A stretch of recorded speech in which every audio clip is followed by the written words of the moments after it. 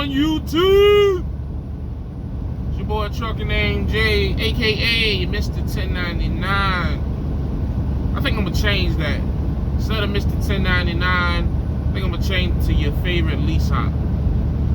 I don't know, we'll figure it out later. AKA FaceTime Daddy.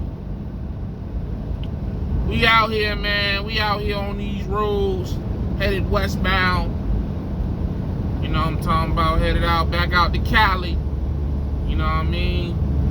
And got some shit I want to talk about, man. Got some shit I want to talk about. I ain't gonna lie to y'all, man. I'm really trying to get my juju back, you know what I mean? Like last time I was out, I ran about 4 weeks. Not 4.5. No, it was like right there, like 4 and some change.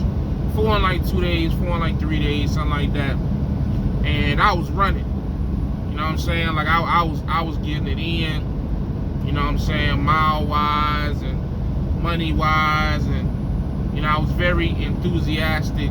I think that's the word about running.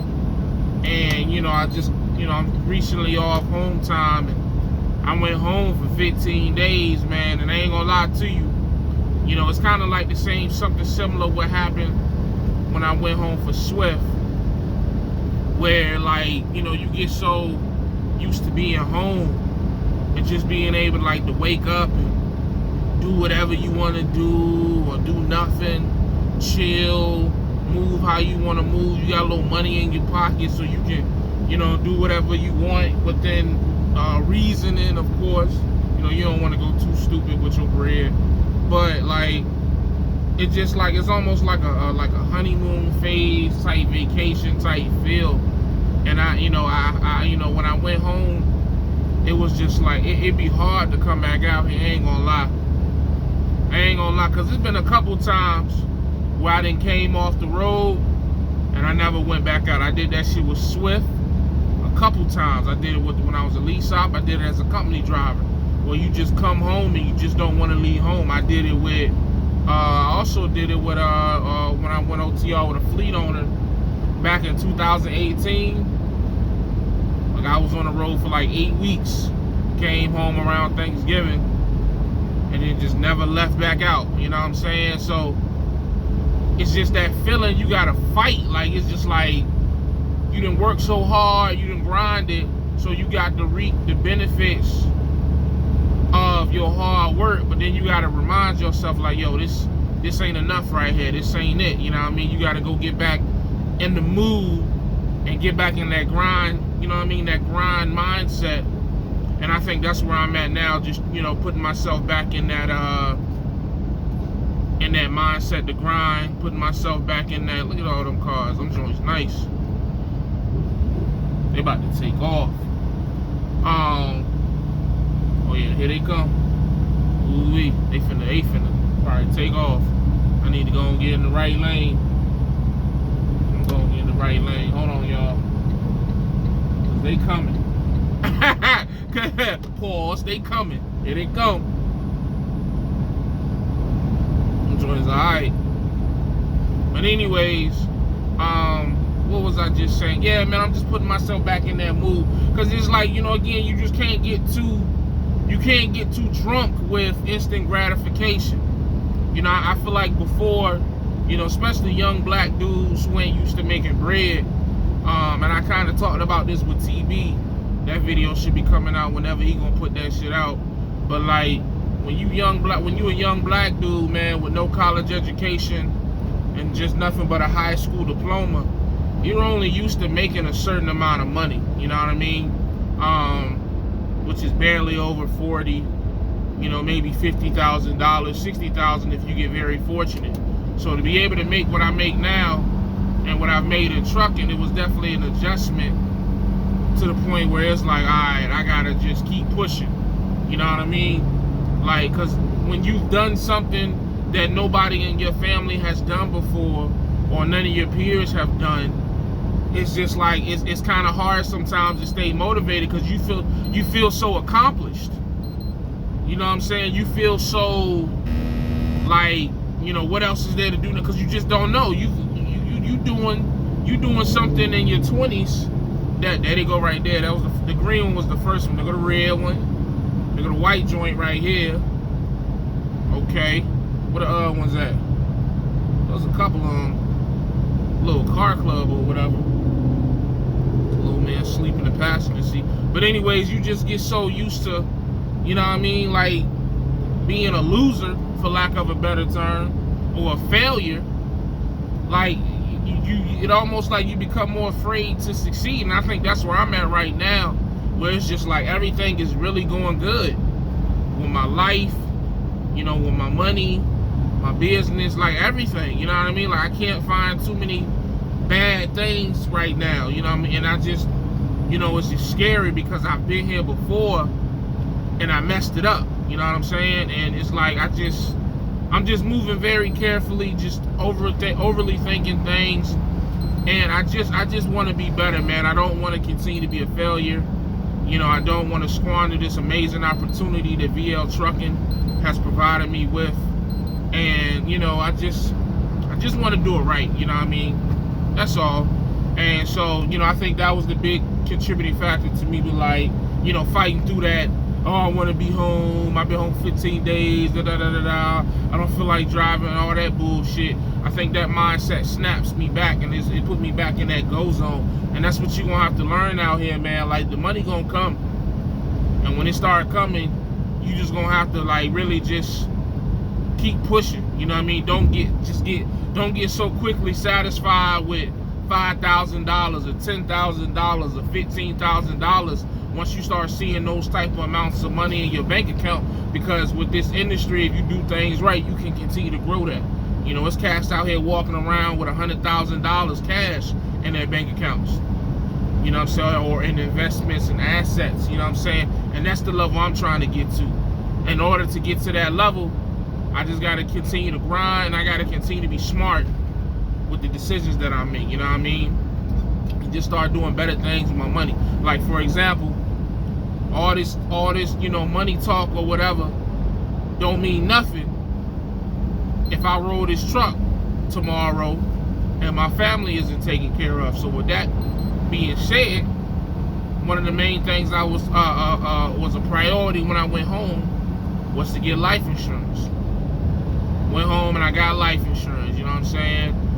Still waiting for the policy. I think they still going through, like, going over all my shit right now, like the procedures and all that. But basically, the highest that I could get without having to see a medical professional or whatever was $300,000. God damn, man, how long you gonna throw your brakes on, man?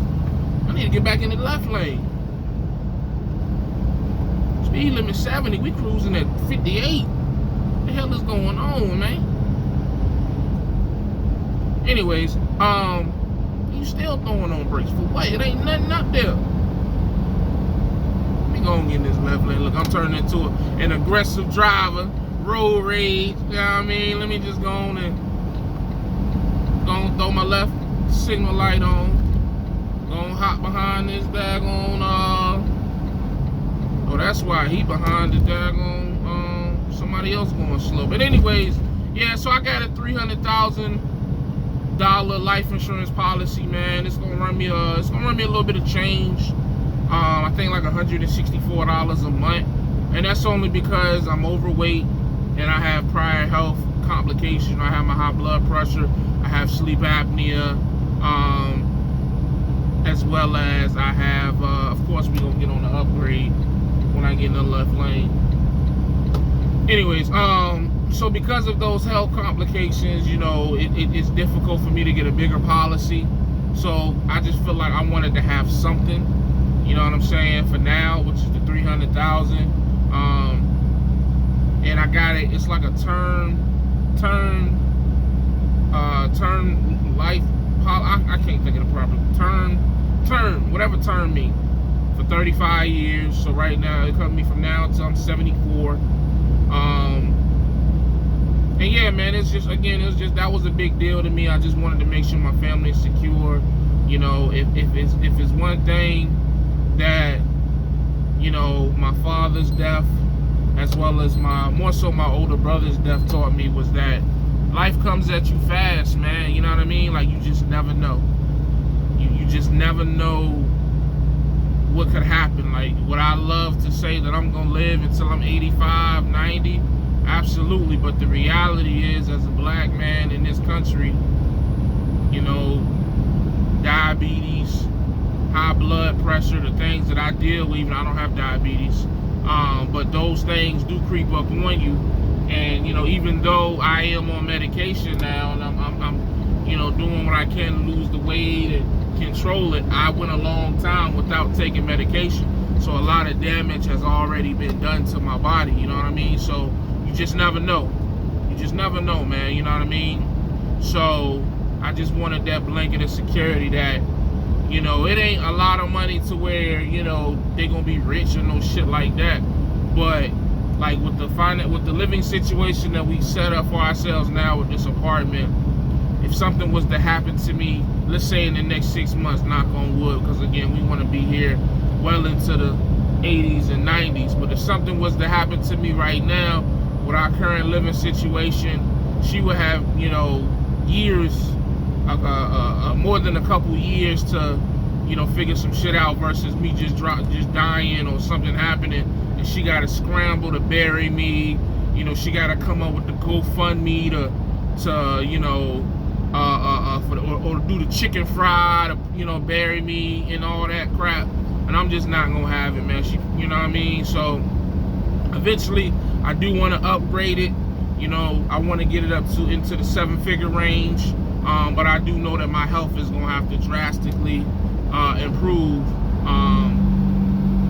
to probably get those type of policies, you know what I mean? So we'll see. Or I might just get multiple policies, you know, that add up to that number. Either way, you know, those are what's more priority to me right now, is just, you know, making my money, make money, as well as, you know, just setting up precautions for my family. You know, I think before, when I was making this type of money, it was just all about me. What can I do to make myself look good? What can I do to show off? What can I do to flex? And I think now it's just, you know, it's a completely different mindset, because it's all about what can I do to better my family's life? What can I do to make sure they're gonna be good no matter what? You know what I'm saying? And I think, you know, life insurance is just, you know, a small but first step to better financial, you know, decision making for me. You know what I mean? A lot of people my age, my peers, they don't even have life insurance. You know what I mean? You know, 401k or none of that stuff. You know, we just, you know, we don't get taught that type of stuff. At least not in the school system I was brought up in. You know what I'm saying? It was more so about a bunch of math problems that we would never use in life, like geometry and all that bullshit, like shit we never used. We got taught that, but we didn't get taught about taxes.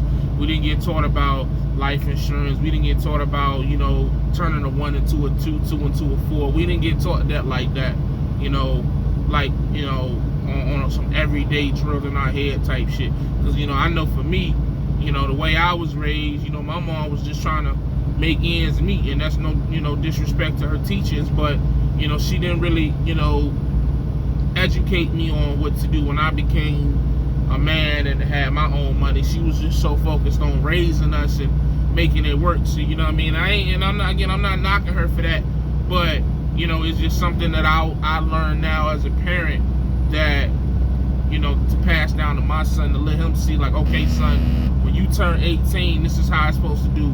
When you turn 21, this is how it's supposed to, you know, even now he know when somebody give him money, you know what I'm saying, and all that, first thing he do is save it, you know, put it in his piggy bank and whatnot. And that's just shit I'm just trying to teach him, and just trying to, as I learn, I teach him, you know what I mean? And I just feel like, you know, that was one of the things that was missing from my upbringing, is money management the proper way and things like that. So I'm just trying to do better to show him and my other son when he get here, you know.